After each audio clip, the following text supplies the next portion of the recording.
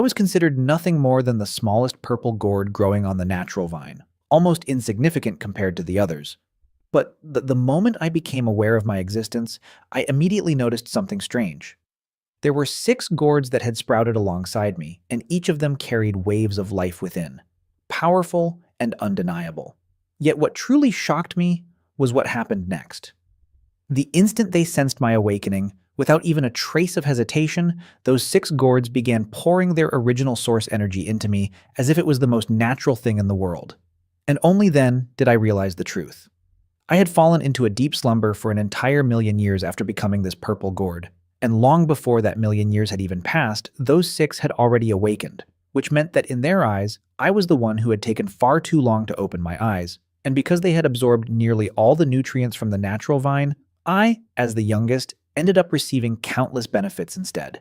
Something I didn't fully understand at first, but slowly began to take advantage of as I focused inward, quietly sensing everything around me while gathering every ounce of strength I had to fuse together the 6 different types of origin energy that had been entrusted to me, and time passed, another million years slipping by like nothing, until one day I finally refined my incomplete gourd form, completely merging all that origin energy into one unified existence. And in that very moment, I felt it. A faint thread of something far beyond ordinary power, a trace of the law of strength itself. And I froze instantly, overwhelmed by shock because I knew exactly what that meant. The law of strength was one of the 3,000 great laws, one of the supreme principles of the great Tao. And across all of the ancient heavens and earth, there had only ever been one being capable of controlling it, the great god Pangu, the one who created the heavens and the earth. And that realization made my thoughts spiral as I wondered, could it be that the being inside the red gourd was actually Pangu? But no, that didn't make sense. It was too hard to believe. Wasn't Pangu supposed to have died during the great calamity of creation? And as my emotions churned restlessly, I hesitated for a moment before finally calling out toward the red gourd, my voice carrying both doubt and urgency as I asked, "Big brother, are you Pangu?" And in response, a deep, ancient voice echoed out from within the red gourd, calm, yet unfathomably profound, as it said, "Pangu? Who is Pangu?" And hearing that tone left me completely confused because it didn't sound like a lie at all, as if the other party genuinely didn't know. And so time continued to pass, millions of years flowing by once again, as I gradually absorbed the remaining 5 types of origin energy one after another. And when I reached the second brother's energy, I realized just how extraordinary it was because it granted me the ability to control the flow of time itself according to my will, and around my body, I could already feel that power beginning to take shape. And then something even more unbelievable happened. Around my body, a strange domain of time was formed, a completely unique temporal field where 1 year of cultivation inside the gourd was equal to 100 years of training outside. And that kind of acceleration pushed my growth to an entirely different level as I continued absorbing the remaining origin energies. When I took in the third brother's energy, I realized it was just as mysterious, granting me the ability to comprehend the secrets of past and present lives. And at the same time, my understanding of laws and power rose dramatically, becoming clearer and deeper with every passing moment. Then came the fourth brother's origin energy, which gave me an even more profound understanding of the cycle of life itself, and within just a few thousand years, it felt like I had lived through countless forms. I became a fish swimming freely through rivers and seas, then a fierce horse galloping across endless plains, and even a divine dragon soaring through the 9 heavens, each transformation imprinting something new into my existence. After that, I absorbed the fifth brother's power, simple, yet terrifying, like an endless black hole capable of devouring everything in the world without exception. And finally, the sixth sister's origin. Energy felt like a chaotic furnace, containing every element between heaven and earth, every attribute mixed together in a disorder so complex it was almost impossible to distinguish. And as I processed everything, I couldn't help but realize just how overwhelmingly powerful all 6 of my brothers and sister truly were, which only made me question myself even more. If they possessed such miraculous abilities, then what about me? What exactly was my unique power? I was filled with doubt because we had all grown from the same gourd vine, sharing the same origin by nature, so there was no way I could be significantly weaker than them. And after an incredibly long period of trial and exploration, constantly searching within myself, I finally discovered the truth. My power was the innate resonance of the Tao, or in simpler terms, an extraordinary level of comprehension. A talent so sharp that anything I studied became twice as effective. And the moment I understood that, I also realized how crucial a strong foundation truly was, especially in this ancient Honghuang world, where endless conflicts were inevitable. And since each of my brothers and sister had their own cultivation paths, I began to think, what if I combined all of their origin powers together? Could I create a cultivation method unlike anything that had ever existed? And without hesitation, I put that idea into action, diving deep into studying the essence of different cultivation methods, analyzing them piece by piece. And before I even realized it, an immeasurable amount of time had passed again. But through that endless flow of time and refinement, I actually succeeded in creating something entirely new, a cultivation method that unified the essence of all six of my siblings, and I named it the Hongmeng Great Tao. And once I had my own path, I continued cultivating peacefully within the purple gourd, surrounded by swirling violet clouds that contained within them the profound and unfathomable laws of heaven and earth. Those violet clouds had a deadly attraction to me, pulling me in with an irresistible force, and deep inside I could already feel that they were far from ordinary, which made me wonder, could this be the legendary Hongmeng purple energy? The primordial essence spoken of in myths? But I couldn't confirm it yet. Not when my six brothers and sisters still hadn't emerged from their forms, so I chose not to rush anything. And instead quietly continued absorbing both the origin energy and that mysterious purple energy, letting time flow as it wished. And in what felt like the blink of an eye, several million more years passed. On this particular day, I was cultivating in complete focus when suddenly a deafening roar shook the heavens and the earth themselves, snapping me out of my trance in shock as I looked up just in time to see the red gourd explode open, and from within it, a massive figure stepped out. A towering man with a body full of muscles and a thick beard, radiating an ancient and overwhelming presence. And immediately the beings within the remaining 5 gourds shouted with excitement, "Congratulations, big brother, on your emergence!" And "Congratulations, big brother, on your birth," while I instinctively joined them and called out, "Congratulations, big brother, on your arrival." And the bearded giant burst into laughter, spreading his arms wide as he said, "Ha ha ha ha ha ha, cultivate well. The day will come when you too shall emerge." Then he stretched his limbs and fully embraced this ancient and vast world, as if reconnecting with something long forgotten. But suddenly his expression changed as he frowned slightly and said, "This world feels so familiar, as if there is a bond of blood, as if it is responding to me."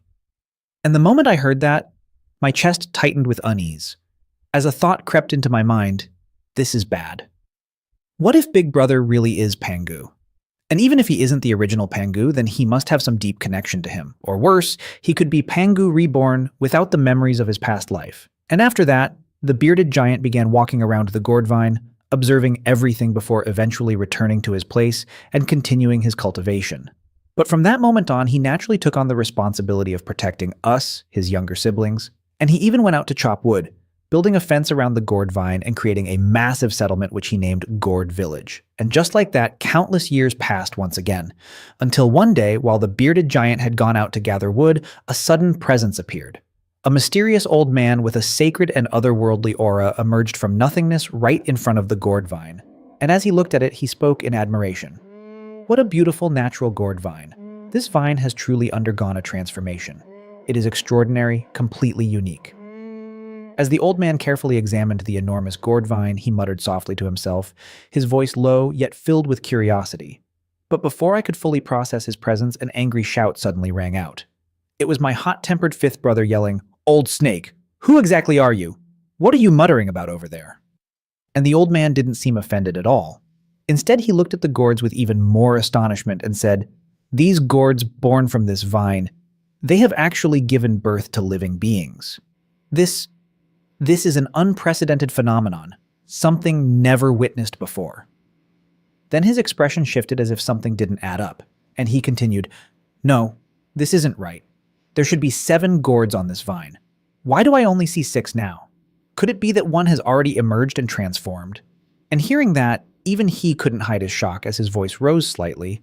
But before he could say anything else, my 4th brother, the green gourd, shouted angrily, "Old snake, you're being way too noisy with all that whispering. Be careful. When our big brother comes back, he might just break all your bones, so leave now." Yet the old man simply smiled calmly and said, Gentle ones, I am Hongjun, and I hold no ill intentions towards you. It's just that I feel a strange connection with one of you. And the moment I heard that name, Hongjun, my entire being froze as shock surged through me. So this old man was actually Hongjun, the Tao ancestor of the Honghuang world, and I instantly turned pale because I knew exactly what that meant. In the original legends of the Honghuang era, the 7 sacred gourds from this vine were destined to fall into the hands of powerful beings like Songqing, Nua, Donghuang Taiyi, Hongjun, and Hyochen, but right now Hyochen hadn't even been born yet. He was still nothing more than an unconscious stone, which meant that the sacred gourd meant for him was most likely given away by Tao ancestor Hongjun himself. And when Hongjun said he felt a connection with one of the gourds, I immediately understood. The origin of that connection was probably rooted in that very fate. A sudden sense of dread rose in my chest as I thought, damn it, don't tell me I'm the one he's referring to. And in the next moment, my worst fear came true as the Tao ancestor pointed straight at the purple gourd, the one I was inside, and said calmly, "This purple gourd has a connection with me. I will take it now." And as he spoke, he stepped forward, reaching out to pluck me from the vine. And inside, I was cursing nonstop, my mind filled with panic. So it really was me he was after. That old bastard actually set his sights on me. And just as my anxiety peaked, my siblings exploded in fury, their voices echoing one after another. "Old man, what are you trying to do? If you dare touch our 7th brother, we'll skin you alive." Then another shouted, "Damn, old man, don't you dare lay a hand on my 7th brother. Are you looking for death?" And another voice roared, "You damned old Taoist, are you tired of living? How dare you even think about taking our 7th brother? Just wait until I take form. I'll crush you into ashes." Their anger was overwhelming, but the reality was cruel. None of them had fully taken form yet, so all they could do was watch helplessly as Hongjun's hand slowly reached closer and closer to me.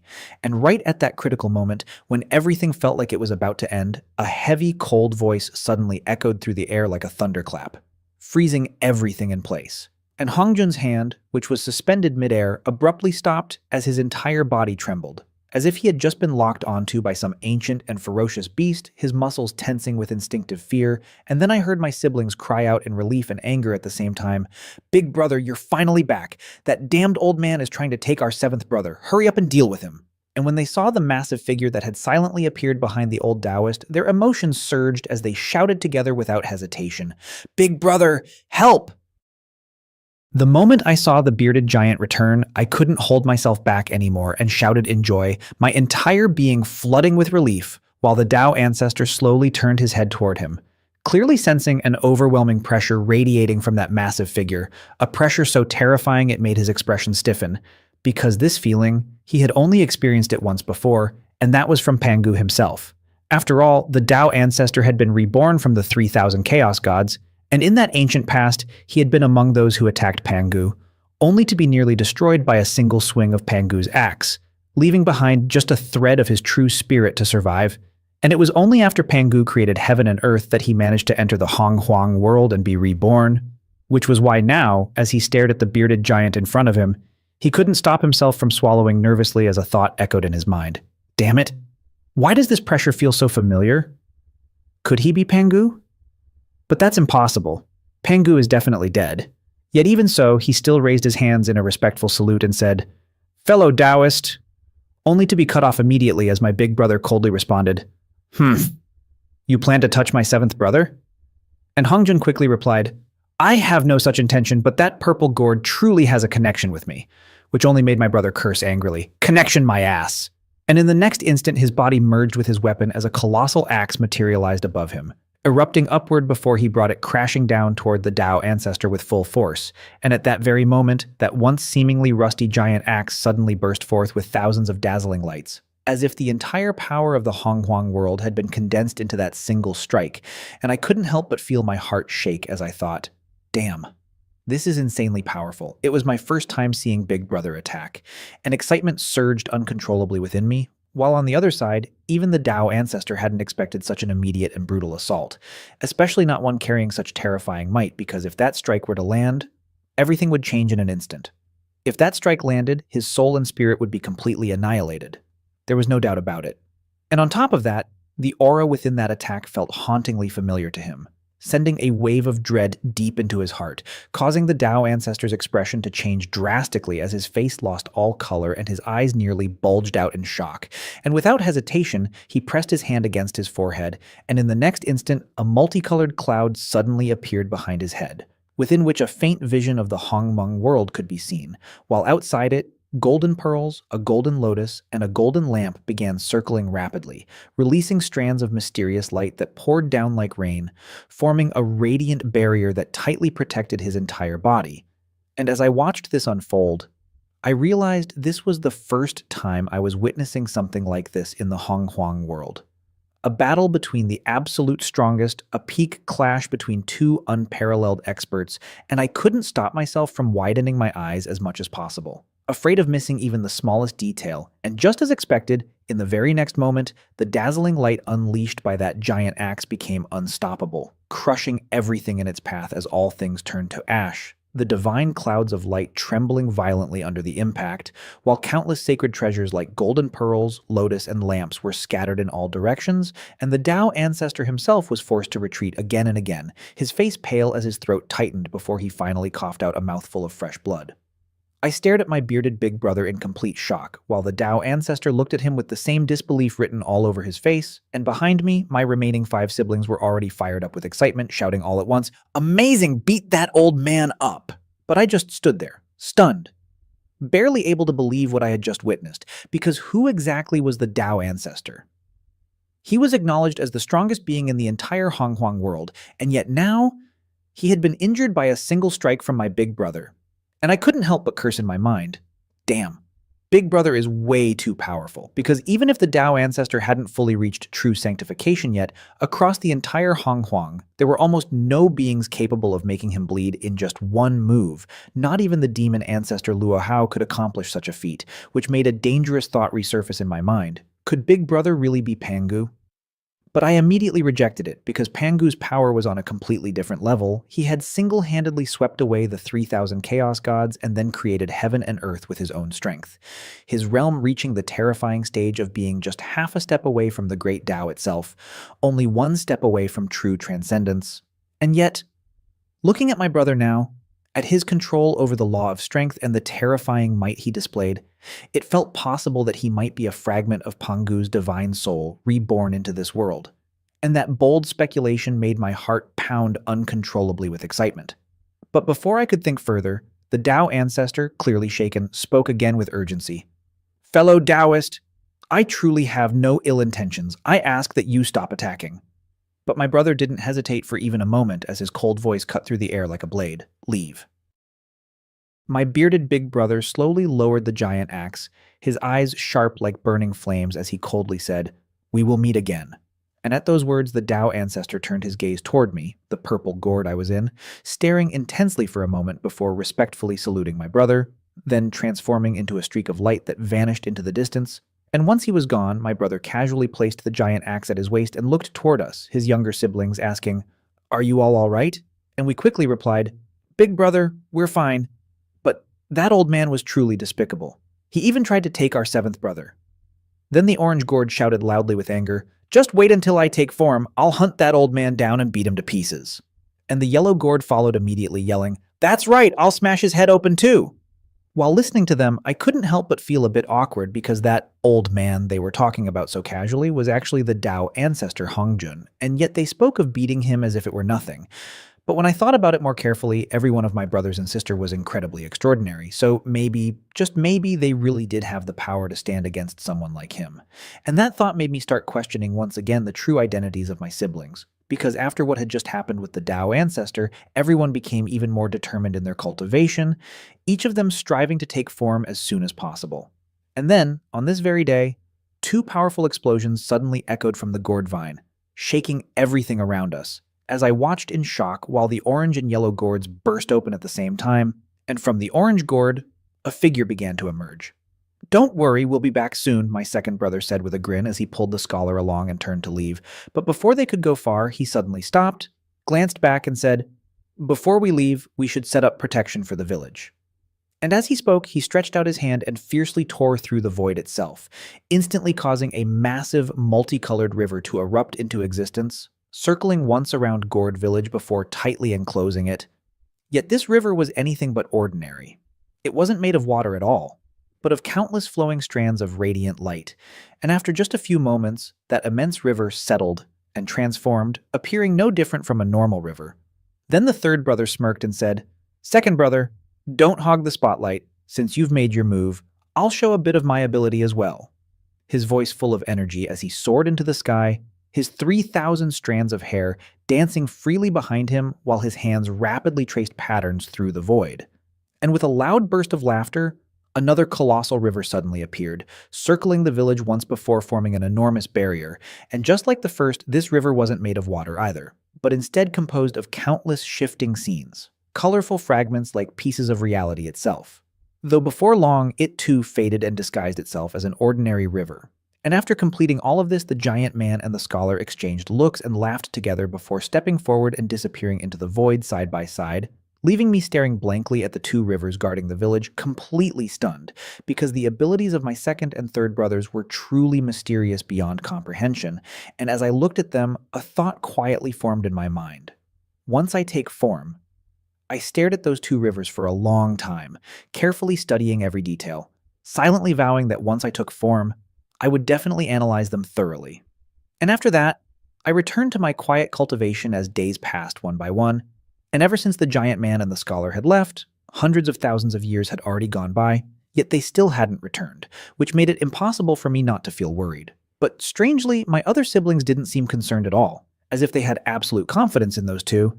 And then on this day, the void suddenly rippled like water, and from within it, the giant man and the scholar reappeared. And in my brother's hand, he was holding a small creature, completely snow white, and the moment they arrived, he said, "Brothers, we're back. Did you miss us?"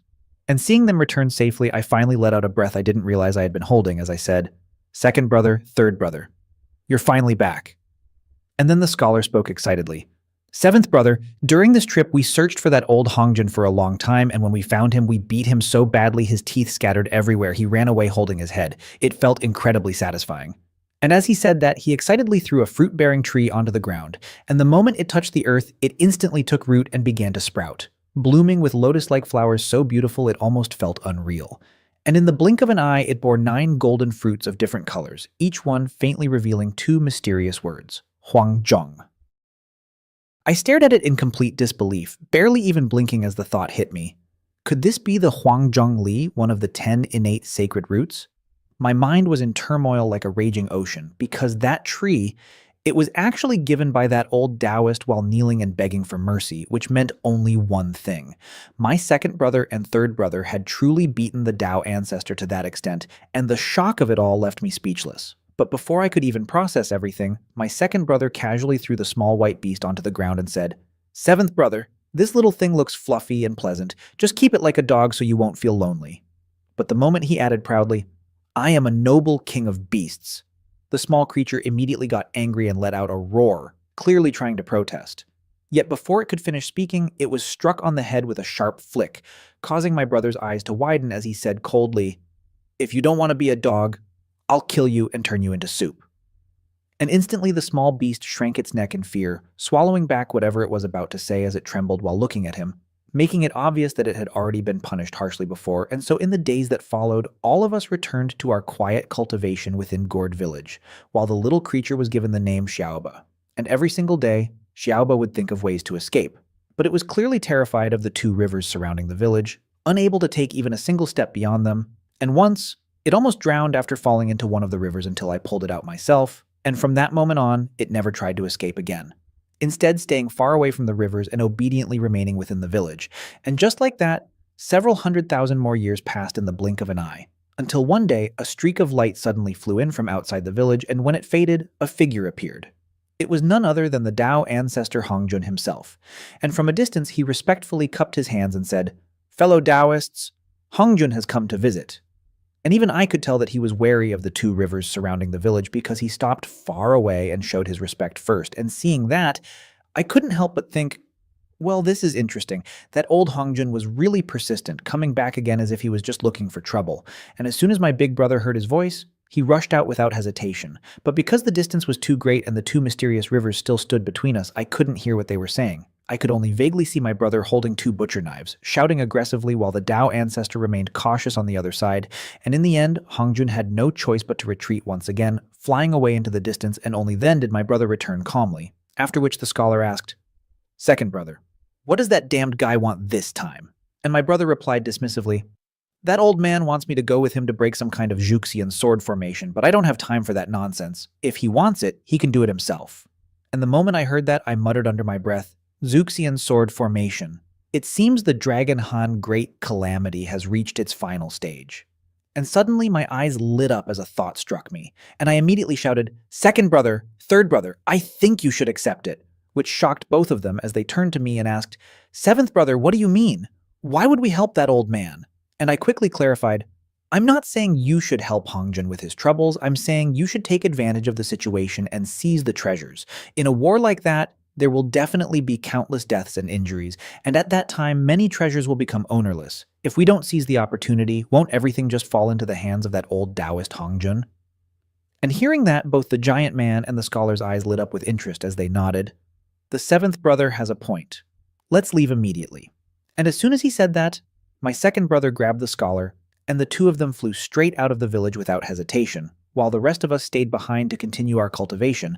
But at that very moment, I suddenly felt a strange aura erupting from the bearded giant. Something different, something deeper than before. I knew instantly that he had successfully attained sainthood, and after an unknown amount of time passed, second brother and third brother finally returned to Gourd village, and second brother casually flipped his hand and took out a pitch-black spear, slamming it into the ground as he said, "Seventh brother, look at this spear. Not bad, right? I snatched it from that old Taoist, pissed him off so much he almost exploded." And the moment I saw it, my eyes widened in shock because it was the heaven-destroying spear, a supreme killing treasure born from the lotus stem of the 36th grade Chaos Green Lotus. And when Big Brother opened his eyes and glanced at it, he frowned slightly and said, "Why does this spear feel familiar?" Which made my heart skip a beat as I thought, of course it feels familiar. That lotus once belonged to Pangu, so could it be, is Big Brother really his reincarnation? Before I could think further, second brother pulled out a black lotus and tossed it onto the ground, saying, "And this little black lotus, it's the 12th-grade world-destroying black lotus." And I was already overwhelmed with excitement when third brother waved his sleeve and produced a small cauldron and an ancient mirror, saying, "This is Qiankun Patriarch's Qiankun cauldron, and that mirror is Yin Yang Patriarch's Yin Yang mirror." And I was stunned, realizing just how insane their harvest was. Hongjun must be going crazy right now. But then second brother casually said, "This mirror can be given to sixth sister later for makeup, and this cauldron, we can use it to boil water." And I almost spat blood on the spot because that cauldron could reverse acquired things back to their innate state, a heaven-defying treasure comparable to innate supreme treasures, and yet they were treating it like a cooking pot, something that would make countless gods in the primordial world cough blood in rage if they knew. And then second brother smiled and said, "Seventh brother, as a man, you should have proper weapons for protection. This spear and black lotus are perfect for offense and defense, so they're yours." And I immediately replied, "Thank you, second brother, third brother," as gratitude filled my heart. And from then on, we all continued cultivating peacefully in the village until one day, both second brother and third brother suddenly erupted with terrifying auras that shot into the heavens, causing the two great rivers outside the village to expand endlessly, becoming vast like boundless oceans. And I knew they too had attained sainthood. And I couldn't help but think how ridiculous this was. In the future, the three pure ones of Kunlun would be famous for producing three saints, yet here in this small Gourd village, three saints had already appeared right after the Dragon Han calamity, which was simply unbelievable. And thinking of that, I began absorbing the purple energy inside me even more frantically, hoping to take form as soon as possible. But something felt wrong. No matter how much purple energy I absorbed, my cultivation didn't improve at all, as if there was some terrifying existence inside me constantly siphoning away everything I absorbed. And I couldn't help but panic, thinking, wait, is there some old monster living inside me? So to figure it out, I even asked Big Brother, second brother, and third brother to check me, but none of them found anything unusual, and just then, the heavens suddenly changed as dragons roared and tigers howled, while endless purple ki surged from the east and countless phenomena filled the sky, and I immediately exclaimed, "Hongjun is about to become a saint!" And sure enough, a vast voice echoed across the entire primordial world. "I, Hongjun, have today attained the great Tao and achieved the supreme Tao fruit. Pitying all living beings who struggle to cultivate without guidance, I shall, in 30,000 years, preach the Tao at the Zixiao Palace in the chaos. All who are fated may come and listen. And second brother snorted dismissively, muttering, "It's just becoming a saint. Why make such a big show?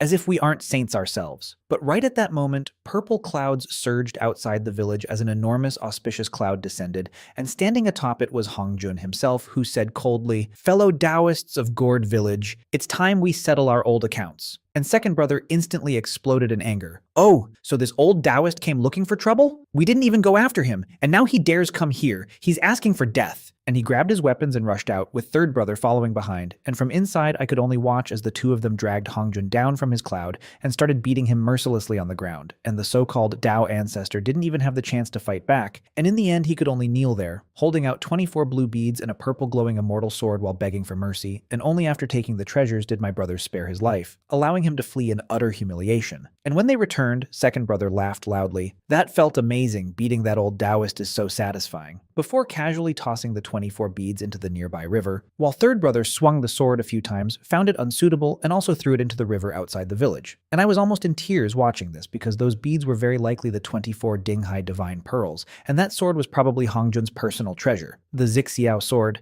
But after calming down, I realized the two rivers surrounding the village were incredibly mysterious and impossible for ordinary beings to enter, so those treasures would be safe there, and I could always retrieve them after I finally took form. I couldn't help but sigh to myself because I had no idea when I would finally be able to take form, not even a single clue, so I casually said, "Second brother, third brother, that old Taoist Hongjun has plenty of treasures. How about when you're free, you go visit his Zixiao palace and bring back a few more?" And the moment second brother heard that, his eyes lit up instantly, and from that day on, he and third brother basically started living a carefree life of eating, sleeping, and beating Hongjun. And every time they came back, they would bring one or two rare treasures, only to casually toss all of them into the two rivers outside the village like it was nothing. And just like that, hundreds of years passed in the blink of an eye. Until one day, the massive innate gourd vines suddenly began to shake violently, and I muttered with envy, "Which brother or sister is about to take form now?" And the moment I finished speaking, the remaining green, cyan, and blue gourds all fell from the vine at the same time, smashing into the ground and creating 3 enormous craters, followed by 3 earth-shattering explosions as green, cyan, and blue lights flashed. And from within them stepped out 3 figures: a middle-aged fisherman dressed in coarse linen from the green light, a cheerful, plump man in green robes from the cyan light, and a beautiful young woman in a light blue dress from the blue light. And I couldn't help but feel both excited and frustrated as I thought, fourth brother, fifth brother, and sixth sister have all taken form. Now I'm the only one left. When will it finally be my turn? From that moment on, Gourd Village became even livelier with the addition of fourth brother the fisherman, fifth brother the cook,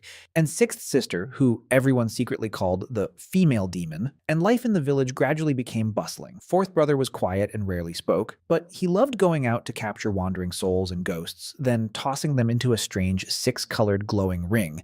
And oddly enough, when those spirits came out, they turned into living livestock. So soon the village was filled with cattle and sheep, while fifth brother was a complete foodie with incredible cooking skills, constantly preparing delicious meals, and sixth sister, though the only woman, loved managing everything, but under her care, the entire village became orderly and well kept, and just like that, tens of thousands of years passed again, until one day 3 figures arrived outside the village: an old man, a middle-aged man, and a young man, and they were none other than the 3 pure ones formed from Pangu's primordial spirit. And when they reached the banks of the 2 rivers, they seemed to notice something unusual and began muttering among themselves, until Yuanshi Tianzun suddenly spotted our village within the rivers and shouted loudly, "Is anyone there? We are the orthodox 3 pure ones of Pangu, passing by this place. Please come out and meet us." And hearing that, second brother couldn't help but curse. What bad timing. If it weren't for the fact they're juniors, I'd go out and split them in half with one axe. While big brother frowned slightly as he looked across the river and said, "These 3, they seem to have some connection to me. I feel something familiar, but I don't like them. They're too arrogant." And sixth sister stormed out angrily, "So noisy! What are those 3 idiots shouting about out there?" Followed by fifth brother rushing out from the kitchen complaining, "They're so loud I can't even focus on cooking." While fourth brother said nothing at all, silently summoning a small paper boat and gliding toward the river, and although I felt a bit uneasy because the three Pure Ones were top-tier figures in the primordial world and future saints with immense backing, once the fight actually began, I realized my worries were completely unnecessary because fourth brother faced Taishang Laojun and somehow summoned an overwhelming army of paper soldiers riding paper horses, wielding paper spears and blades as they charged fearlessly, completely overwhelming Taishang and leaving him scrambling without any chance to fight back, while on the other side, fifth brother faced Yuanshi Tianzun, who unleashed countless acquired spiritual treasures with terrifying power, but fifth brother didn't dodge at all and simply opened his mouth, devouring every single treasure and technique one bite at a time, leaving Yuanshi completely stunned, and before he could react, fifth brother grabbed a large iron ladle and smashed it down on his head, making him yelp in pain and howl uncontrollably. On the other side, sixth sister, the so-called female demon, went up against Tongtian Zhaozhu, and at first, when Tongtian saw that his opponent was a woman, he actually held back out of courtesy, leaving room in every move, but very quickly he realized just how wrong he was, completely wrong, because the delicate-looking woman in front of him was nothing short of a fierce warrior, unleashing 9-colored divine techniques one after another, along with terrifying chaos sword chi and roaring chaos flames that forced Tongtian into a miserable retreat, running around in panic. And I couldn't help but think, as expected, everyone in Gourd Village is an absolute monster. But even so, the three Pure Ones were still top-tier figures of the primordial world, and although fourth brother, fifth brother, and sixth sister had the upper hand, defeating them completely in a short time wasn't easy, especially with Taishang Laojun's Heaven and Earth Xuanhuang exquisite pagoda protecting him, making him nearly impossible to beat. And just as I was thinking about that, I suddenly noticed Xiaoba lying nearby looking lifeless, and my eyes lit up as I shouted, "Release the dog! Hurry! Release the dog!" Xiaoba's ears twitched, as if he understood me, and second brother immediately ran over and kicked him in the butt, making him realize that the dog I was talking about was actually him, and he instantly exploded, grumbling, "Damn it, you really treat me like a dog? I'm the mighty beast emperor. Wait, no, I can't let them know that." And while muttering to himself, he rushed out of the village, but just as he reached the riverbank, he suddenly stopped and shouted, "Second brother, I can't get out!" only to be kicked again and sent flying straight out of the village, and the moment he got out, he let out a loud roar, declaring himself as the ancient beast emperor, startling the three Pure Ones mid-battle, and Yuanshi Tianzun blurted out, "What a huge dog!" which instantly enraged Xiaoba as he roared back, "You're the dog! Your whole family are dogs!" before charging straight at them, catching them off guard, especially Yuanshi, who was tackled to the ground and bitten hard on the leg, screaming in pain before hastily escaping using an earth escape technique, while Taishang and Tongtian followed suit, fleeing in complete embarrassment, and sixth sister stood by the river with her hands on her hips, laughing loudly in triumph, while Xiaoba, seeing them gone, immediately tried to run away, only to have a black iron chain shoot out from the village and wrap around his neck, dragging him back inside. And just like that, tens of thousands of years passed again, until one day, two more figures arrived outside the village, a man and a woman, both with half-human, half-serpent forms, and they seemed to notice something unusual about the two rivers. But unlike the three Pure Ones, they showed respect, bowing toward the village, and I immediately thought, could they be Fuxi and Nua? Xiaoba's ears perked up again as he excitedly asked, "Should we release the dog?" Since it was his only chance to go outside, but I snapped back, "Release your head. Can't you see they're showing respect?" And after observing for a while, the two bowed again and left, restoring peace to the village. And after another 10,000 years passed, a young woman appeared outside the rivers, quietly observing for a long time. And Xiaoba once again got excited. "This one didn't bow, should we release the dog?" Only to be kicked again, whining in pain, while Big Brother walked over, looked at the woman, and frowned slightly as he said, "This woman feels familiar, very familiar." And hearing that, I raised an eyebrow and thought, could she be from the Wu clan? That aura of profound earth? Could she be How To? And second brother grinned, "I think this girl is pretty good." Then suddenly added, "Since our seventh brother doesn't have a wife yet, why not bring her in and let her marry him? She can give us a bunch of nephews and nieces." And everyone immediately agreed, while I panicked and shouted, "What are you talking about? I haven't even taken form yet." But second brother waved it off. "What's the problem? You can take form slowly. Come on, let's do the ceremony first." And before I could protest further, they all looked to Big Brother for a decision. And he nodded, "She is indeed suitable. I like her." And outside the village, Ho Tu had been quietly observing the strange scenes within the rivers,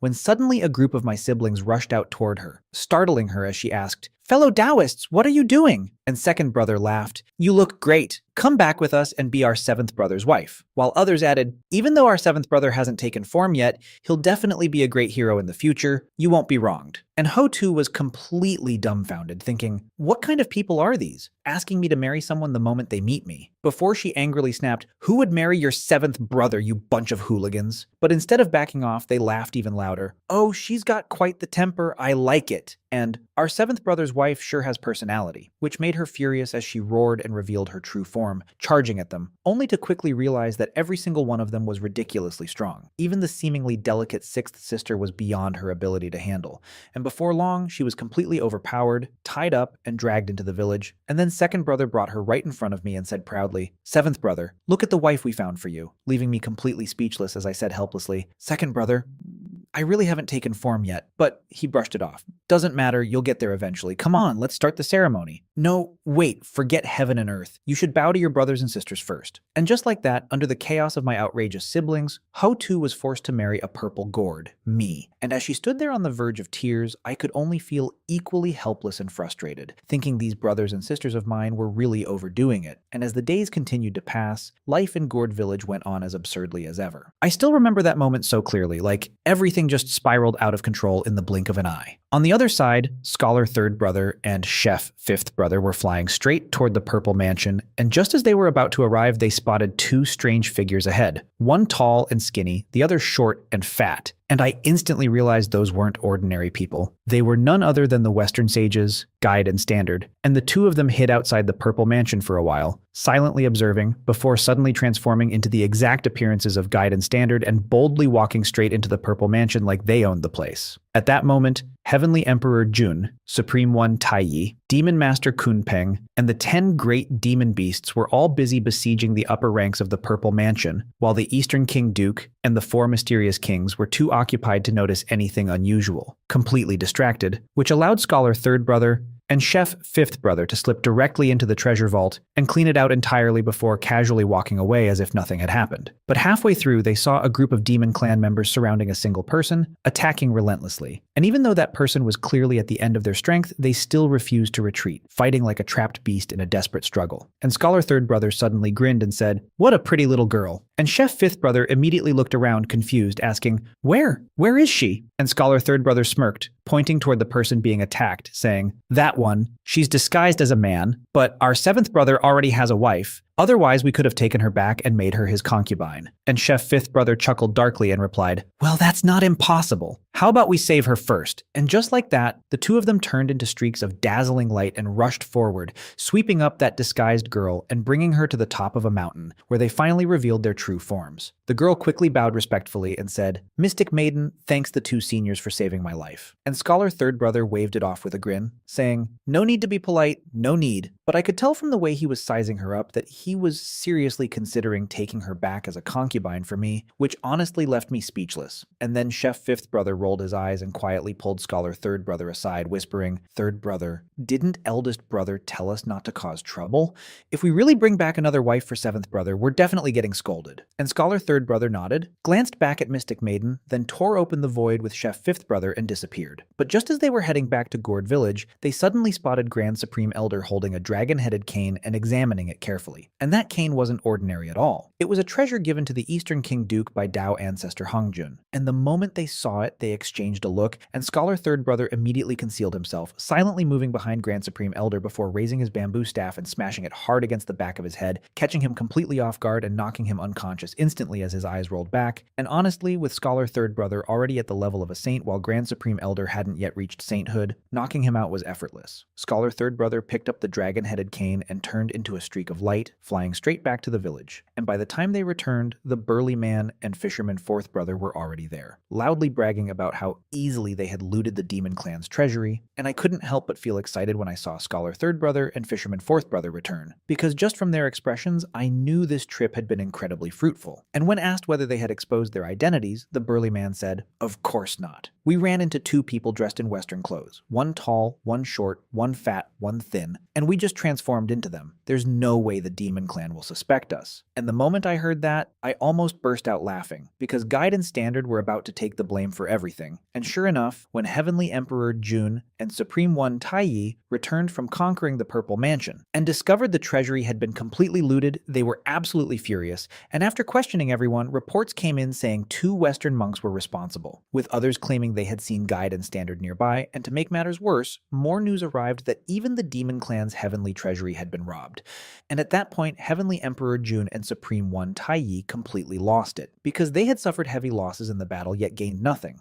So they immediately led an army of 10,000 demon soldiers straight toward the Western world to seek revenge, while the poor Guide and Standard were left utterly confused, having no idea what was going on, repeatedly asking why they were being attacked.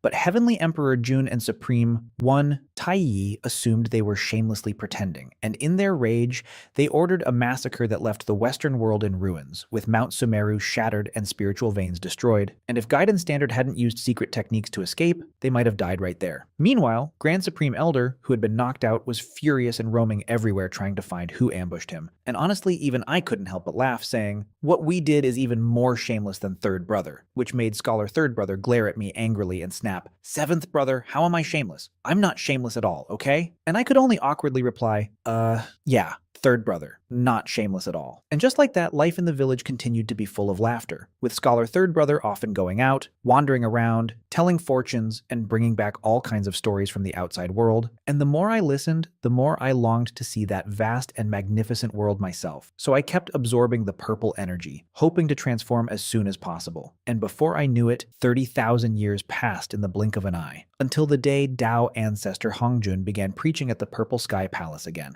And this time he was clearly nervous, probably afraid we'd show up and cause trouble again. But fortunately, after going once and finding it boring, no one from our village went again. So the lecture went smoothly. And one day, Scholar Third Brother went out again. And when he came back, he was so excited he practically jumped into the air, waving his sleeve and dumping piles of peaches onto the ground like a small mountain, leaving me completely stunned as I forced a bitter smile and asked, "Third Brother, you went to West Kunlun, didn't you?" And he looked at me in surprise and asked, "How did you know?" Before excitedly explaining, "The Queen Mother of the West is hosting a peach banquet, so I went and took all the peaches. Let's see how they hold the banquet now." And hearing that, I could only sigh helplessly and say, "Third Brother, this might actually cause serious trouble for them." And he frowned, waving it off, saying, "Seventh Brother, isn't that a bit much? I just took a few peaches. How could that harm anyone?" And I shook my head and explained, "You don't understand. This banquet is meant to win over the powerful beings of the world to defend against the Demon Clan." And as soon as he heard that, he stroked his beard and muttered thoughtfully, "That makes sense. The Demon Clan just destroyed the Eastern King Duke, so they'll probably target the Queen Mother of the West next." I couldn't help but sigh as I looked at Third Brother and said, "Third Brother, they were holding a peach banquet, and you brought back all the peaches. The Queen Mother of the West is probably going to offend all the gods of the world because of this. Isn't that basically harming her?" And Second Brother Fox just rolled his eyes, curling his lips in annoyance, while Scholar Third Brother nodded awkwardly and gave a bitter smile, saying, "I only wanted to take a few peaches. I never thought of harming her. But fine.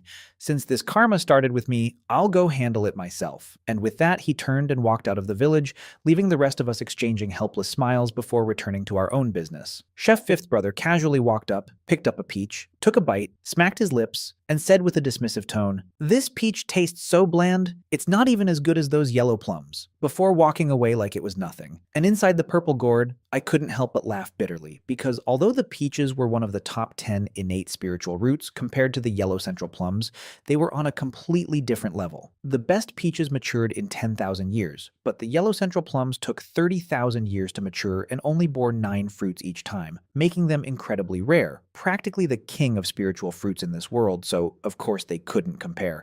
But if anyone else heard Fifth Brother say that, they'd probably be furious, since people would kill just to get one peach, and here he was complaining about the taste. Meanwhile, things unfolded exactly as I had expected. The Queen Mother of the West had gathered peaches accumulated over hundreds of thousands of years to host the peach banquet, all to win over the powerful beings of the world so the Demon Clan wouldn't dare act recklessly. But right at the critical moment, all the peaches mysteriously disappeared, turning the peach banquet into an empty peach banquet, and the gathered gods waited for a long time without seeing a single peach, only to realize they had been stood up, which made them furious as they stormed off, while the Queen Mother of the West was nearly in tears. On the other other side, when the demon clan learned about this failure, they were overjoyed and immediately dispatched an army of 10,000 demons led by Eastern Emperor Taiyi to attack West Kunlun. And when the Queen Mother of the West heard the news, she panicked, urgently sending out requests for help to all the powerful beings, but not a single one was willing to come because offending the demon clan never ended well. And in the Grand Hall of West Kunlun, she sat there looking completely worn out, lost in thought, and terrified that the demon army would break in at any moment. Just then, a woman walked in, and I immediately recognized her as the Nine Heavens Mystic Maiden, the same one Scholar Third Brother and Chef Fifth Brother had saved before. She had originally been one of the 4 mysterious kings under the Eastern King Duke, but after the fall of the Purple Mansion, she joined the Queen Mother of the West as her disciple, and the moment the Queen Mother saw her, she stood up anxiously and asked, "Mystic Maiden, has the demon army arrived?" But the Mystic Maiden's expression was strange as she looked at her master and said, "Teacher, the demon army has retreated," which completely stunned the Queen Mother as she asked in confusion, "Retreated? Why would they retreat?" And the Mystic Maiden explained, "I heard that while the army was marching, a giant hand suddenly descended from the sky and struck the ground, leaving behind a massive crater spanning billions of miles, and the demon army was so shocked that they immediately withdrew," leaving the Queen Mother completely bewildered as the Mystic Maiden asked, "Teacher, which great being did you invite to repel the demon clan?" And the Queen Mother could only force a bitter smile and reply, I don't know who helped us." And hearing that, even the Mystic Maiden looked confused, and the whole incident became a mystery. Meanwhile, the demon clan concluded that the one who intervened must have been Dao ancestor Hongjun, since they had destroyed the Eastern King Duke and were now targeting the Queen Mother of the West, so it made sense for him to step in, and because of that, they completely gave up on attacking her. But not long after, Scholar Third Brother came rushing back into the village, shouting, "Something bad happened! Something really bad happened!" And Chef Fifth Brother ran out of the kitchen holding his iron ladle, asking, "What happened?" While I also looked at him curiously, and he said urgently, "Seventh Brother's wife, the Witch Clan and the Demon Clan fought, and she beat the Demon Clan into retreat." And Second Brother Fox rolled his eyes and said, "Isn't that a good thing? Seventh Brother's wife is strong." But Scholar Third Brother shook his head and said, "It was a good thing, but then that old Taoist Hongjun suddenly appeared and defeated the Witch Clan, even injuring Seventh Brother's wife, and he said something like, 'The demons rule the heavens, the witches rule the earth.'" And hearing that, I immediately realized he was talking about the First Great War between witches and demons, where Hongjun intervened and broke their formation with a single move. Before I could even react, Second Brother Fox exploded in anger, shouting, "That old Taoist Hongjun is asking for trouble again? He actually dared to hurt Seventh Brother's wife? Let's go teach him a lesson." And Chef Fifth Brother slammed his iron ladle into the ground, shattering a huge rock as he roared, "Exactly! How dare he hurt Seventh Brother's wife?" While Sixth Sister stood with her hands on her hips, furious, shouting, "That old Taoist Hongjun must be tired of living." And even Fourth Brother, though silent, had a cold gleam in his eyes that made it clear he was ready to act. But then Eldest Brother stepped forward calmly and said, "Fourth, Fifth, Sixth, you haven't reached sainthood yet, so there's no need for you to go. Second Brother, Third Brother, we'll take turns going to the Purple Sky Palace. Back to our usual routine of eating, sleeping, and discussing the Tao with Hongjun." And the moment those words came out, Second Brother Fox and Scholar Third Brother grinned excitedly, while Eldest Brother stepped forward and vanished into the chaos beyond. From that day on, the 3 of them took turns visiting the Purple Sky Palace every single day, and Eldest Brother could easily suppress Hongjun, while Second Brother and Third Brother were slightly stronger than him even individually, but when the 2 of them went together, they could beat Hongjun into a miserable retreat, and outside the palace, Hayoshin and Yaochi were completely confused, wondering why a woodcutter, a butcher, and a scholar kept coming every other day to discuss the Tao with their master, followed by loud commotion inside. And this went on for 30,000 years straight without a single break, until Hongjun couldn't take it anymore, and started sending Hayoshin and Yaochi to bring out treasures from the treasure cliff as compensation, and after being tormented for 30,000 years, he was practically living in fear every single day. Finally, when the time for the 3rd lecture arrived and no one from our village showed up, he finally breathed a sigh of relief. Back in the village, I calculated the timing and said, "Brothers, sisters, this is Hongjun's 3rd lecture, and he's going to distribute treasures. Why don't you go and carry the entire treasure cliff back?" But to my surprise, Butcher Second Brother waved it off and said, "No need to go," which completely confused me because he was usually the most eager when it came to treasures, so I asked, "Why not?" And Scholar Third Brother grinned and explained, "Over the past 30,000 years, every time we beat up Hongjun, he had someone bring out a treasure from the treasure cliff, so there's barely anything left now, and what's left isn't worth taking." And hearing that, I was completely speechless, because all this time I had been thinking about bringing back the treasure cliff, only to realize they had already emptied it out long ago. Meanwhile, inside the Purple Sky Palace, Dao ancestor Hongjun calmly said, "There are still some treasures left on the treasure cliff. Those with fate may take them." And the moment he finished speaking, the 3,000 listeners rushed out like a flood, only to freeze in shock when they arrived, because the once mighty treasure cliff now had only a few scattered items left, all ordinary, not even a single decent innate treasure among them, leaving everyone stunned and disappointed, some even muttering that Hongjun was being stingy. Soon after, the world changed again. Nuwa became a saint by creating humans, announcing that she would open a small world in chaos for those fated to witness, and that day, auspicious signs filled the sky with golden lotuses and countless visions, followed by more becoming saints, one after another, ushering in the era of saints as the dominance of witches and demons faded away. Yet our Gourd village remained as peaceful as ever, although during this time, fourth brother, fifth brother, and sixth sister also radiated terrifying auras, clearly having become saints themselves, while I continued absorbing the purple energy inside the purple gourd, getting closer and closer to my transformation, until one day I finally absorbed it all and couldn't contain my excitement as I shouted, "Brothers, sisters, I'm about to transform!" And everyone in the village immediately gathered, staring at the purple gourd with anticipation, because from the ancient era of chaos beasts until now, I was finally about to awaken, and the gourd suddenly burst with endless purple light,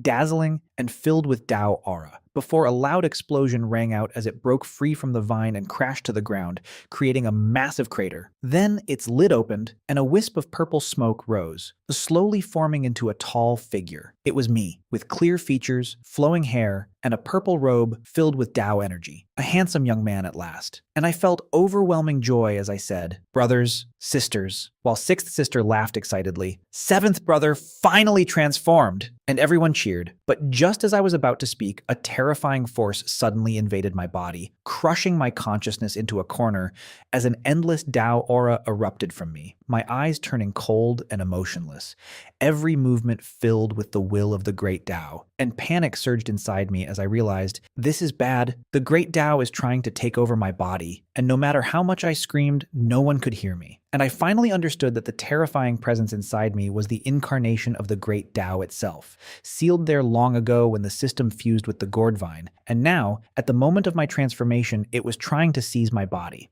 But just then, eldest brother noticed something was wrong and roared as he rushed forward, forming seals and striking me, while second brother, third brother, fourth brother, fifth brother, and sixth sister all joined in, sending powerful seals into my body to suppress it. As the Dao's power clashed violently against them, neither side willing to yield, and inside I struggled desperately to regain control until finally my brothers and sister gained the upper hand and suppressed the Dao, allowing me to reclaim my body as they staggered back, weakened, and I immediately bowed deeply, saying, "Thank you, all of you," feeling warmth in my heart despite knowing they were brought here for this purpose, because to me, they were my family. And Fox second brother grinned weakly and said, "What are you saying, seventh brother? We're family," while scholar third brother added with a smile, "Even if it costs our lives, we'd save you." And eldest brother stepped forward seriously and warned, "Seventh brother, although we've sealed the Dao incarnation, you must never tamper with the 6 layers of seals, or it will grow stronger until even we can't stop it." And I nodded obediently, but deep inside, a dangerous thought had already begun to grow. If the Dao wanted to take me over, then why couldn't I use its power instead? I was still processing everything when fifth brother casually carried the dragon toward the kitchen, and I couldn't help but feel a headache coming on. But before I could even relax, a thunderous shout exploded from outside.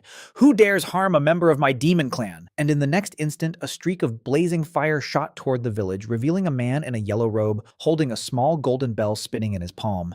And I narrowed my eyes, muttering under my breath, could that be Eastern Emperor Taiyi? But even he seemed wary of the 2 great rivers outside our village and didn't dare step in recklessly. Then fifth brother suddenly lit up with excitement, staring at him like prey and shouting, "This fire chicken looks good, let's stew him, much better than that dragon." And before I could even react, he threw aside the dragon and sprinted out of the village, leaving me completely speechless because that was Eastern Emperor Taiyi, the strongest being below saints, and fifth brother was seriously planning to cook him. Honestly, nothing in this village followed normal logic.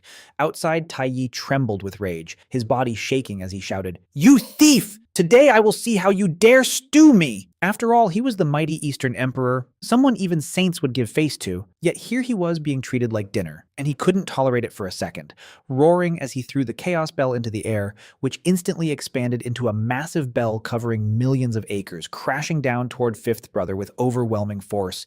And I couldn't help but tense up, worried for him, because Tai Yi truly lived up to his reputation as the strongest below saints. But in the very next moment, Fifth Brother simply swung his iron ladle and smashed it against the bell, producing a mournful clang as the massive chaos bell was actually knocked flying backward, crashing into a distant mountain range and shattering it completely.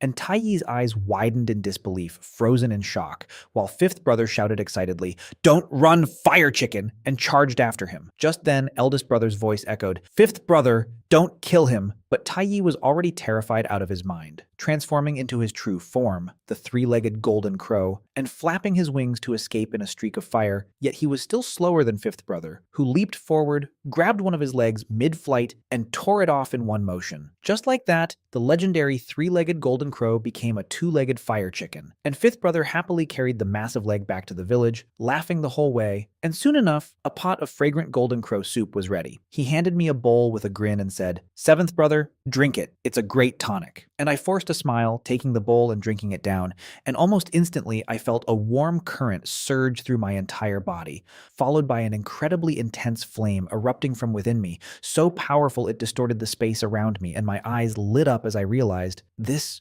is the true solar flame. And I couldn't hide my excitement because just from eating that leg and drinking the soup, I had actually cultivated the true solar flame. And my cultivation even advanced, breaking through to the mid-stage of true immortal. After that, life in the village became even livelier. And my favorite thing to do was dive into the two great rivers outside and fish for treasures. Because long ago, Butcher Second Brother and the others had thrown countless treasures into those rivers. And I had been jealous ever since before I transformed. So now there was no way I'd miss the chance. And one day, as I pulled something out of the water, my heart suddenly trembled as I stared at the stone bead in my hand, while the others gasped in shock. "That's one of the four great chaos treasures, the Chaos Pearl." And the moment I heard that, my heart exploded with excitement as I quickly stored it away, because in this world, the highest treasures were the four chaos treasures, and the others, the heaven-opening axe, the chaos green lotus, and the jade butterfly of creation, had all been destroyed during the creation of the world, leaving only the chaos pearl missing. And now it had actually fallen into my hands, which meant I possessed the only remaining chaos treasure, the true king of all treasures. And for me, nothing about my transformation was more satisfying than this moment. Although, strangely enough, the happiest one wasn't even me, but Little Eight. And ever since I transformed, the elders in the village had been pressuring Little Eight to hand over his life. I had no choice. Xiaoba was forced to hand over his life soul to me, and from that moment on, his life and death rested entirely on a single thought of mine,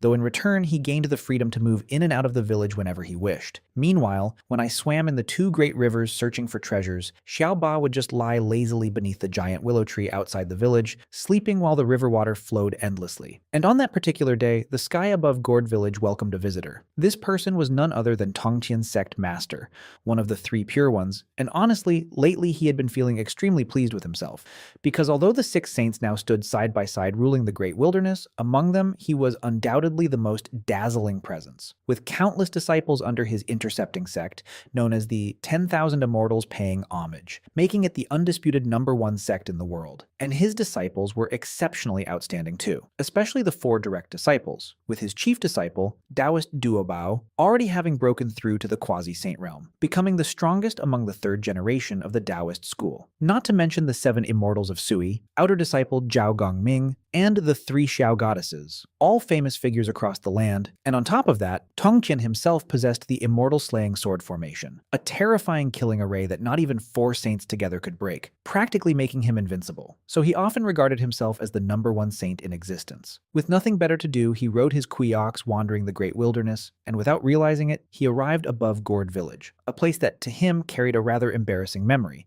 because back in ancient times before the Tao ancestor first preached, the 3 pure ones had come here once and were beaten so badly by 3 strange figures that they fled in panic, even being chased by a big dog, making it an utterly humiliating experience. And now, after so many years, as he returned again, he couldn't help but feel awkward as he looked down and saw a snow-white dog curled up under the giant willow tree, sleeping soundly, while the village itself was shrouded in a glowing haze that made it impossible to see what was happening inside, which made him frown as he muttered to himself, "Strange, I've already become a saint, yet I still can't see through this village." And outside the village, the two two vast rivers continued to surge endlessly, the River of Time and the River of Fate. And after confirming their identities again and again, his heart began to pound in shock, unable to understand how an ordinary village could be surrounded by such terrifying rivers. But just then, I emerged from the River of Time, holding a cushion in my hand, laughing excitedly as I shouted, "A primordial cushion! I finally found it! Ha ha ha!" And the moment Tongtian saw this, his body shook violently,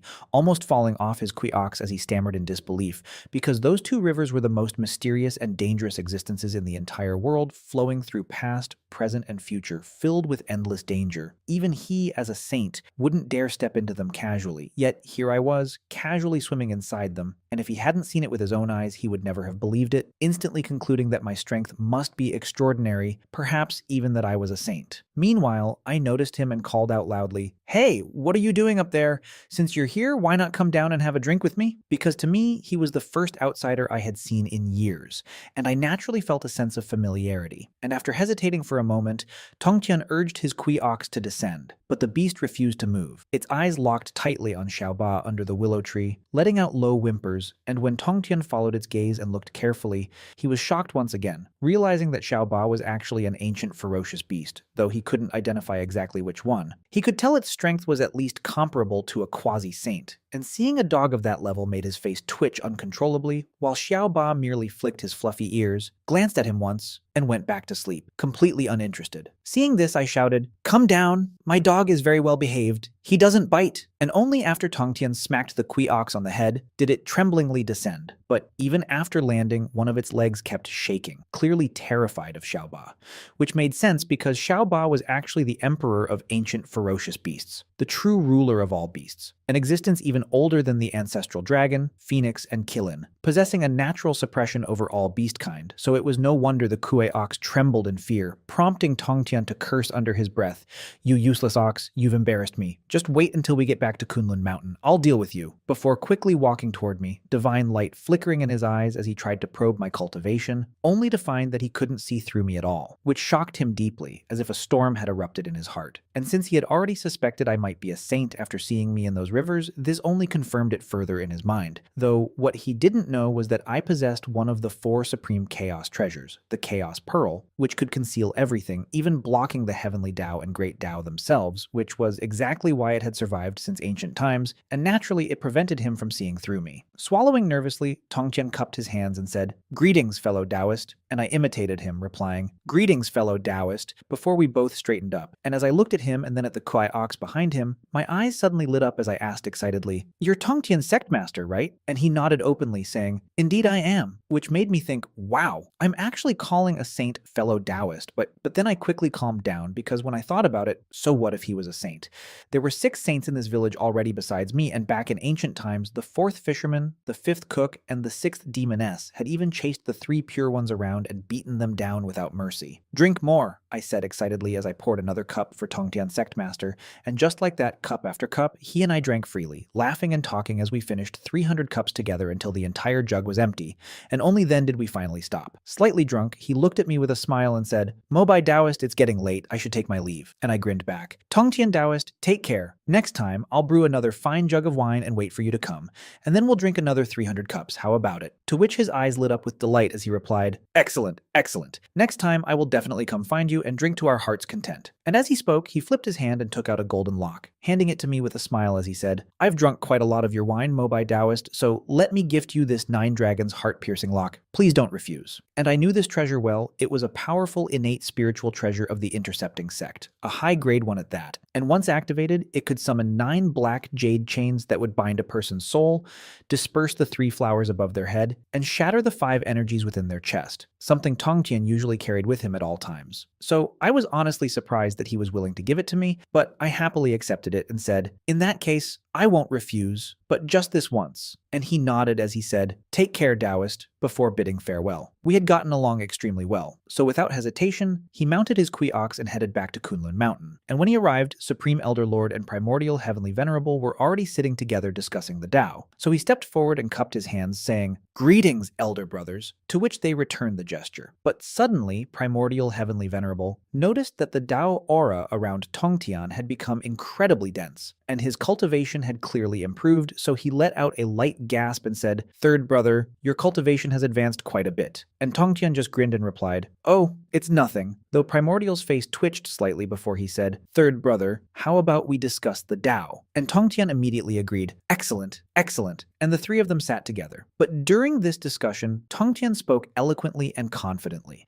his understanding of the Tao clearly reaching a new level, which left both Supreme Elder Lord and Primordial Heavenly Venerable deeply shocked, unable to understand how his comprehension had suddenly become so profound, and just as Primordial was about to question him, the sky suddenly filled with rolling purple chi, auspicious signs spread across the heavens. Golden lotuses rose from the ground, and vast clouds stretched for thousands of miles as an old man descended upon them. This was none other than the Tao Ancestor, and the three Pure Ones immediately bowed and said, "Greetings, Master," while the Tao Ancestor raised his hand and said calmly, "Rise." And after they stood, the Supreme Elder Lord cupped his hands and asked, "Master, you have suddenly arrived. Has something happened?" And with mysterious light flickering around him, the Tao Ancestor looked at them and said, "The heavenly Tao has always lacked one part, and thus is incomplete. Today, I will merge with the Tao to make up for that missing piece. After this, Hongjun will be the heavenly Tao, and the heavenly Tao will not be Hongjun. Unless something major happens, I will not appear again." And hearing this, the three Pure Ones hurriedly bowed and said, "Master is benevolent," though in truth they were overjoyed inside, because as long as Hongjun had not merged with the Tao, it felt like a mountain was pressing down on them. But once he merged, that pressure would disappear, and the entire Great Wilderness would effectively belong to them, especially Primordial Heavenly Venerable,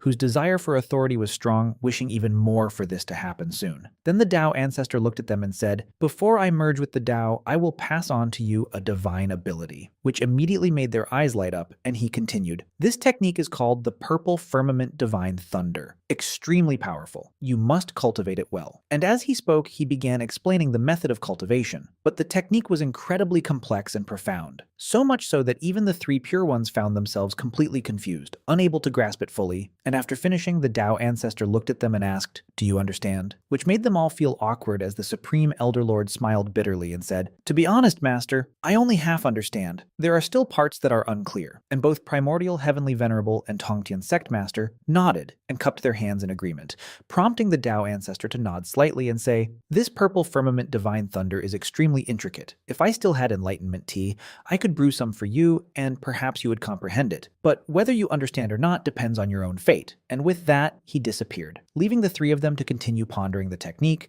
though even with their comprehension, mastering it in a short time was far from easy, so for now they could only set it aside. As I thought about it, Tongtian Sect Master was clearly among those people, and I figured that if I had Mobai Taoist's Tao wine to help me, I might even be able to comprehend the Purple Firmament Divine Thunder. And with that thought in mind, Tongtian immediately mounted his Kui ox and hurried off. Meanwhile, on my side, I was cultivating by the two great rivers outside the village, and this time I had swallowed a large number of yellow jungly fruits in one go, combined with the assistance of enlightenment tea, causing the energy accumulating inside my body to erupt completely. As mysterious light flickered around me, purple chi swirled densely, and a terrifying Tao aura radiated from my entire body, and suddenly an overwhelming force burst out of me, shooting straight into the sky, stirring the winds and clouds as colorful radiance spread across the heavens in a dazzling display. And finally, I broke through to the late stage of True Immortal, exhaling a breath of turbid air as I said excitedly, "I finally broke through." But just at that moment, a thunderous roar echoed, startling me as I turned around and saw, on a nearby hill, a massive white tiger demon, and Xiaoba, who had been sleeping, was jolted awake by the roar, glaring angrily at the tiger demon as he prepared to get up and suppress it, while the tiger demon's pupils shrank instantly, instinctively sensing the bloodline pressure and trembling as it tried to flee. But I quickly shouted, "Xiaoba, stop!" because I was actually thrilled having just broken through and wanting to test my strength, so I dashed forward like a gust of wind toward the white tiger demon, even though it had already reached the late stage of True Immortal, and as if mocking me, it roared fiercely and pounced at me, raising its massive claw like a mountain and slamming it down. A strike that could have crushed an entire mountain, yet I didn't hesitate at all and rushed straight toward it, throwing a punch, which made the tiger demon pause for a moment before grinning cruelly, clearly thinking, "Is this kid seeking death?" Already imagining me being crushed into nothing, while Xiaoba's heart leapt into his throat as he shouted in panic, "Master!" because he was completely overwhelmed. knowing that if I died, those terrifying beings in the village would probably tear him apart alive, but in the next instant, something unbelievable happened. Runes flickered across my hand as I met the tiger's claw head-on, and with a single strike, I sent the white tiger demon flying, smashing it straight into the mountain behind it with a thunderous crash, leaving Xiaoba completely stunned before suddenly realizing, so it's Master's Force Law, borrowing strength to counter strength using the tiger's own power along with his divine strength to send it flying, and soon the white tiger demon crawled out from the rubble, staring at me in disbelief, unable to understand how someone weaker than it could unleash such terrifying power and knock it away instead, but I just grinned, placed my hands on my waist and said, "Come on, little tiger, get up and keep fighting," which instantly enraged it as it roared and charged at me again, and I burst into laughter. "Good, come!" as I rushed forward to meet it head-on, engaging in a fierce battle, and although my cultivation was slightly lower than the tiger's, I had mastered various laws, especially the three supreme laws, force, time, and fate, which gave me the strength to completely toy with it, and the poor tiger demon was beaten until it wailed miserably, clutching its head as it cried, "Young master, spare me, spare me!" While high above in the clouds, a Taoist with a face like polished jade watched everything calmly, flicking his horsetail whisk without much concern as he prepared to leave. This person was none other than Genuine Immortal, known as the ancestor of Earth Immortals, but just as he was about to depart, Tongjian's sect master arrived riding his Kui ox from afar and called out happily, "Mobai Taoist, long time no see." And hearing this, Genuine Immortal was so shocked that his body trembled, almost falling from the clouds as he thought he must have misheard, because how could Tongtian Sectmaster address a mere true immortal as a fellow Taoist? Yet from below I stood up from the white tiger demon and greeted him warmly, "Tongtian Taoist, you're here," which confirmed it completely, leaving Genuine Immortal utterly stunned, unable to believe his ears, because if he hadn't heard it himself, he would never have believed that a saint like Tongtian would treat someone like me as an equal. When Tongtian Sectmaster saw me, he immediately grinned and said, "Mobai Taoist, how did you end up fighting a white tiger demon?" And I just laughed it off, replying casually, "Ah, I was just playing with it," which left the white tiger demon completely dumbfounded, lying on the ground trembling in fear, while I casually slung an arm over Tongtian's shoulder and pulled him toward the riverbank as if it was the most natural thing in the world, and the fact that I was walking shoulder to shoulder with a saint, and he didn't resist at all, left both Genuine Immortal and the white tiger demon staring in shock, unable to believe what they were seeing. After taking a few steps, Tongtian suddenly paused, turned his head toward the clouds, and smiled as he said, "Genuine Taoist, since you're here, why not come down and have a few drinks with us?" And hearing that, Genuine Immortal was startled and quickly descended from the clouds, cupping his hands respectfully as he said, "Genuine greets Saint Tongtian." And after a brief pause, he also turned to me and said, "Greetings, Taoist," even though his heart was filled with confusion. Because if I was being addressed as a fellow Taoist by Tongtian himself, how could he dare act arrogantly? So I looked him over and grinned, while Tongtian impatiently urged, "Come, Mobai Taoist, let's go drink and discuss the Tao." And I laughed, hooking one arm around Tongtian's shoulder and grabbing the still flustered Genuine Immortal with the other as I dragged them both toward the riverbank.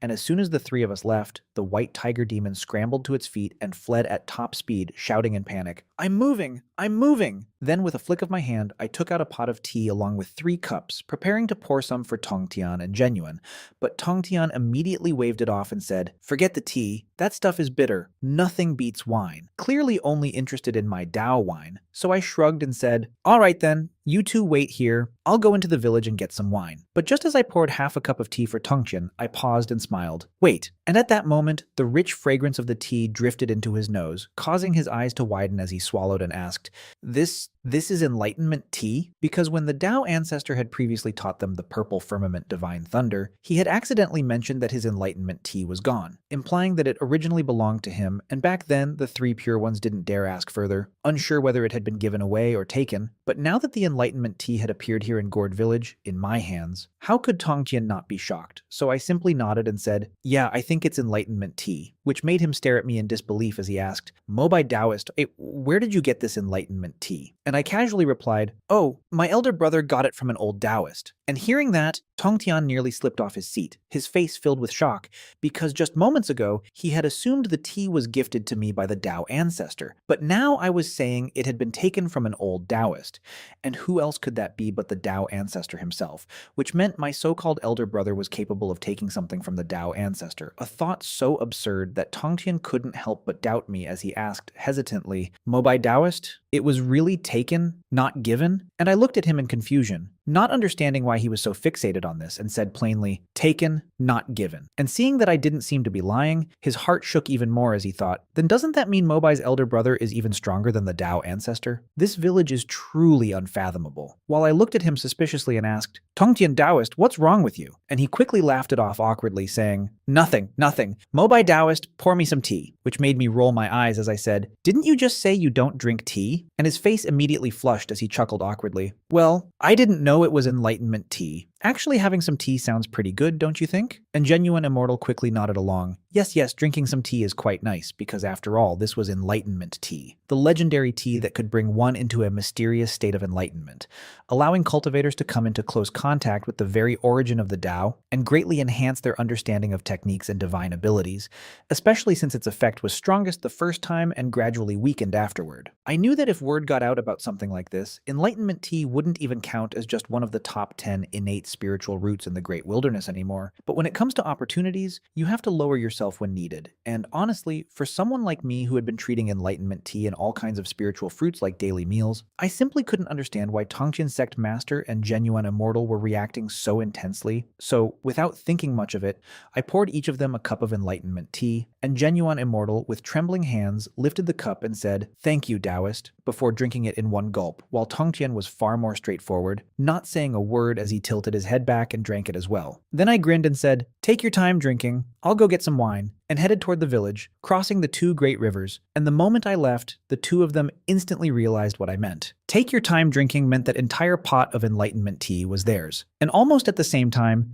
their gazes locked onto the teapot. And after a brief silence, Genuine Immortal awkwardly said, "Tongtian Taoist, please," to which Tongtian replied, "Taoist, please," before pouring him another cup, and then one for himself, drinking it down in a single gulp. And just like that, the two of them finished the entire pot without leaving even a single drop. As the effects of the enlightenment tea kicked in, they gradually entered a mysterious state of enlightenment, and what they comprehended was far from ordinary. Auspicious signs descended from the heavens, rolling purple chi surged behind them, golden lotuses bloomed from the ground, and all kinds of phenomena appeared endlessly. And just as I came back from the village carrying wine, I saw this scene unfold, and suddenly Tongtian Sect Master formed seals with his hands as purple lightning wrapped around his body, his eyes snapping open as he extended his right hand, thunder gathering in his palm before he clenched it tightly, and in the next instant, with a deafening crack, the sky churned as a bolt of lightning as thick as a bowl crashed down from above, instantly shattering a massive mountain range stretching for billions of miles. This was his newly created Shangqing Divine Thunder, a powerful lightning technique derived from the purple firmament Divine Thunder, combined with his own Tao. Far away in Kunlun Mountain, Supreme Elder Lord and Primordial Heavenly Venerable suddenly opened their eyes and looked into the distance as one of them frowned and said, "Third brother has actually created a lightning technique from the purple firmament Divine Thunder," while the other muttered, "How has his understanding of the Tao become so profound recently? Could it be some kind of opportunity?" And filled with doubt, the two of them used their divine abilities to look toward Gourd village, only to find that the entire area was shrouded in chaos, completely blocking their vision, leaving them even more puzzled. Back by the rivers, I watched Tongtian's Shangqing Divine Thunder, my eyes flickering with purple light as I casually mimicked his hand seals, and in the next moment, thunder gathered in my palm as well, and with a sharp crack, another bolt of lightning descended from the sky, blasting a massive crater 10,000 miles wide into the ground. And seeing this, Tongtian Sect Master was completely stunned as he exclaimed, "Mobai Taoist, you learned my lightning technique?" Because this technique was something he had painstakingly created after endless contemplation, only finally succeeding after drinking enlightenment tea. Yet, I had mastered it just by watching once, which made my talent seem downright monstrous.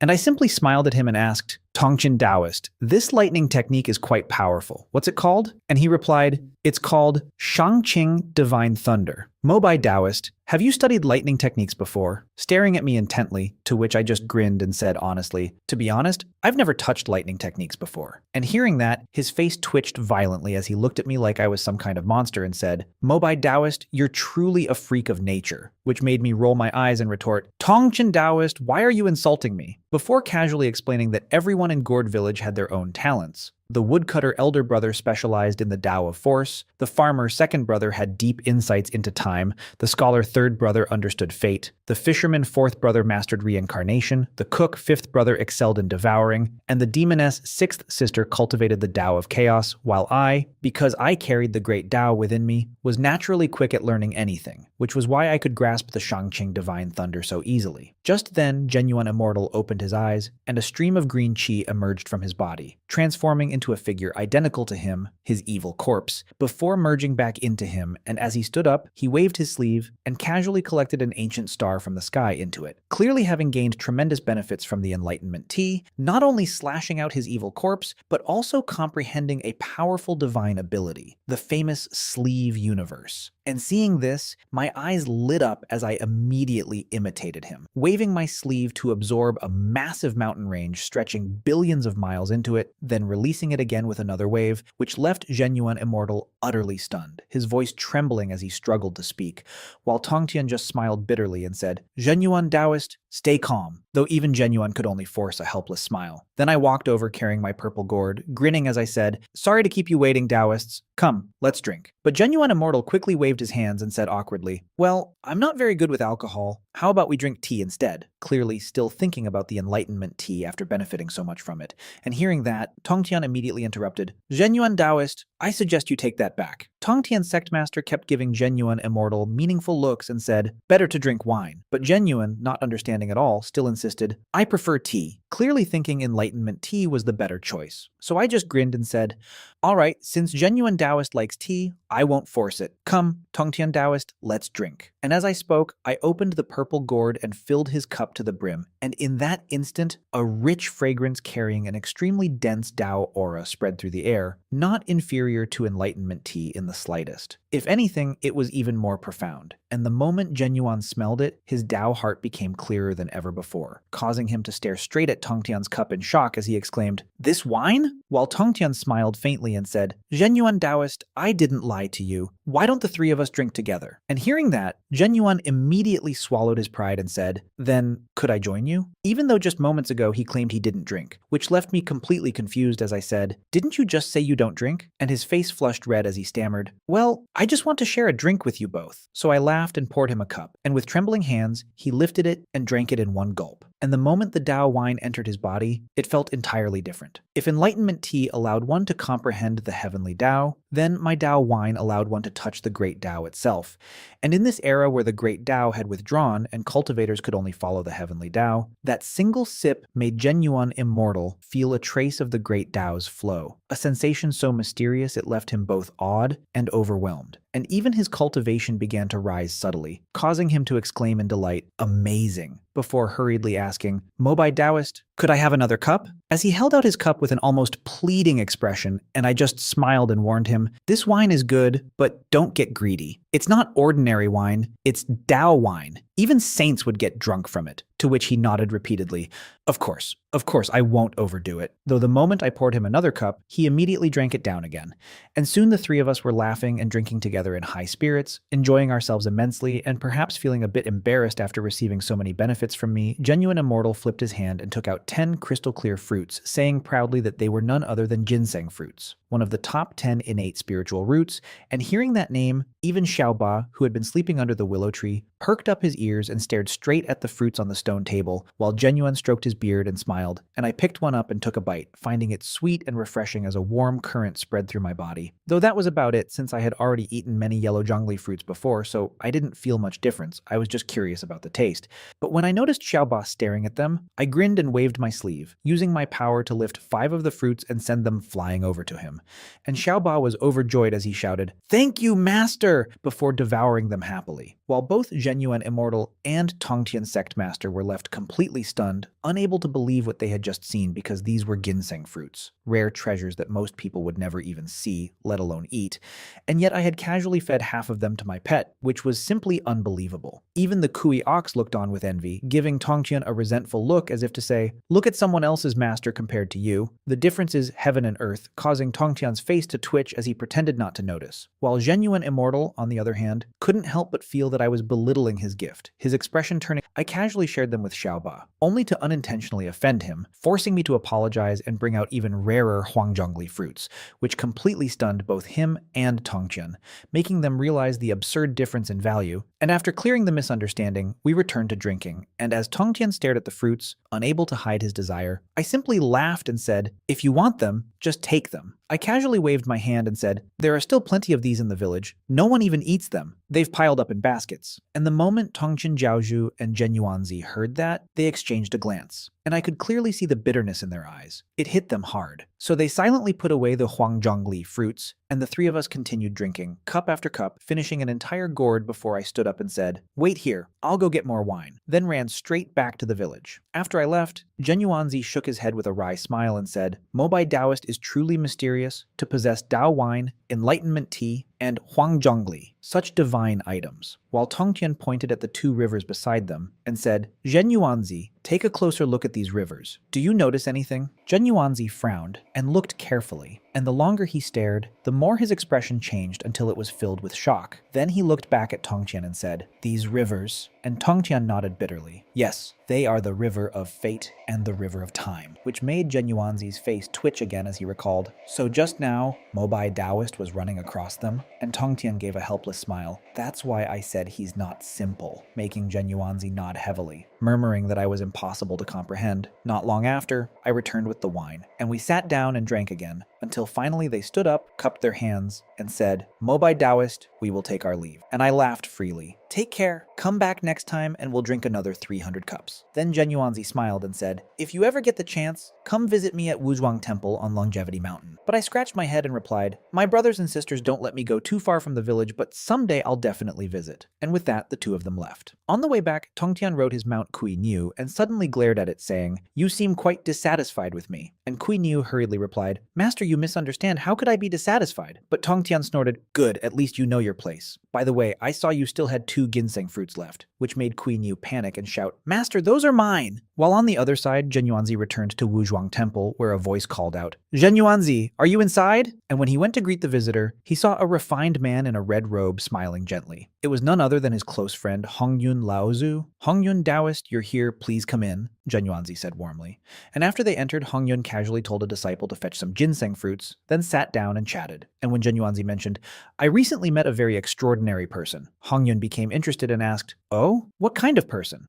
So Zhen Yuanzi told him everything about me and the village, leaving Hongyun clicking his tongue in amazement. "Such a person truly exists? Then I must meet this Moba." Zhen Yuanzi nodded. "Exactly, we received so many benefits from him. Tao wine, enlightenment tea, and fruits. I feel quite indebted. So now that the ginseng fruits have matured," and from afar, Zhen Yuanzi saw me swimming in the river of time again, making his face twitch as he looked at Hongyun and said, "Take a look at those 2 rivers." And when Hongyun focused his gaze, he was instantly shocked, exclaiming, "That's the river of time and the river of fate. And Mobai Taoist is swimming in them? Even saints shouldn't be able to do that. Could it be he is a saint?" I watched as Hongyun Laozu stared at Zhen Yuanzi in disbelief and exclaimed, "Are you serious?" While Zhen Yuanzi gave a bitter smile and said, "Most likely, anyone who can freely swim in the river of time and the river of fate must be beyond ordinary saints in strength. And besides, even Tongtian Jiaozhu addressed Mobai Taoist as an equal, even showing respect in his tone, so it's almost certain that Mobai Taoist is a saint." And hearing that, Hongyun was completely stunned, struggling to believe it as he muttered, "Back then, Tao ancestor said that under the heavenly Tao, there would be 9 saints. 6 already exist, and 3 more are yet to appear. Could it be that Mobai Taoist is one of them?" While Zhen Yuanzi nodded slightly and said, "Very possible, though he's incredibly easygoing. Not like a typical saint at all. Come, let's go greet him." And with that, the 2 of them descended from the clouds toward the riverbank. At that moment, I noticed them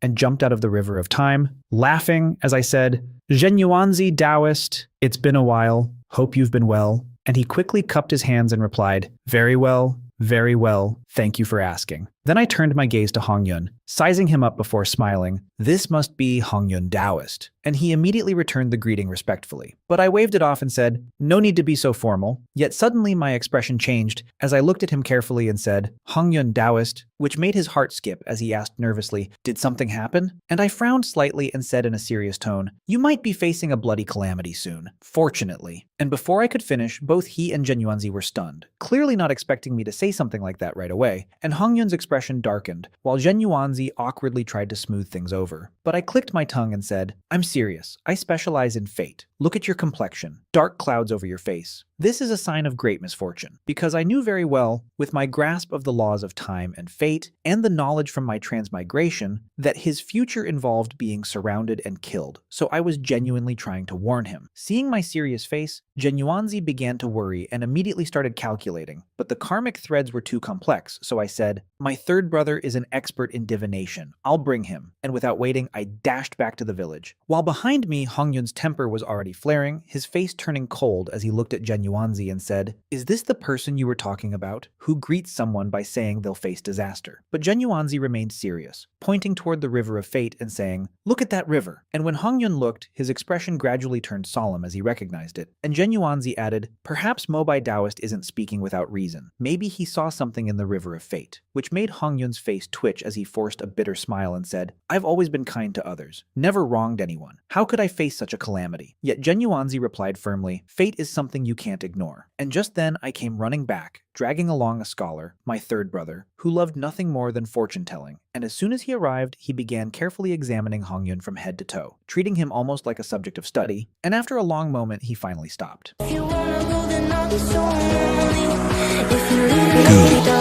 Master.